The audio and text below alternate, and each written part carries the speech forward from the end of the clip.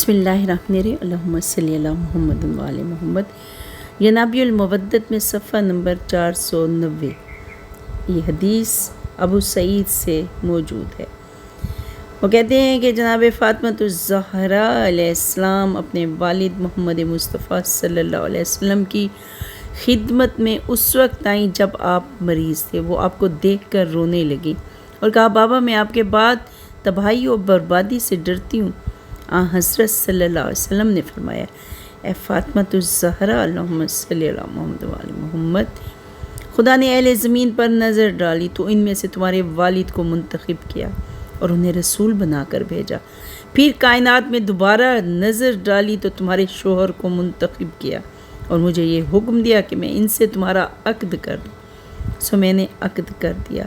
وہ سارے مسلمانوں میں سے علی سب سے زیادہ بردبار اور سب سے بڑے عالم اور سب سے پہلے اسلام کا اظہار کرنے والے۔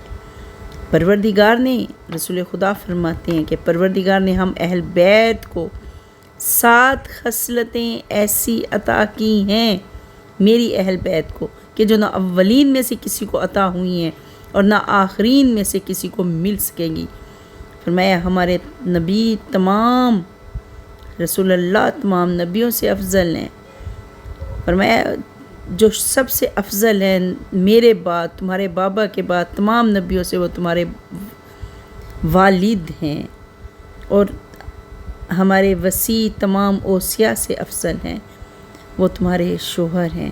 فرمایا کہ ہمارے شہید تمام شہیدوں سے افضل ہیں، وہ تمہارے والد کے چچا حمزہ ہیں، اور ہم ہی میں سے 2 پر والے ہیں جن سے وہ جنت میں جہاں چاہتے ہیں پرواز کرتے ہیں، اور وہ جعفر ہیں، اور ہم ہی میں سے اس امت کے سبط ہیں، اور وہ تمہارے بیٹے ہیں، ہم ہی سے اس امت کے مہدی ہیں۔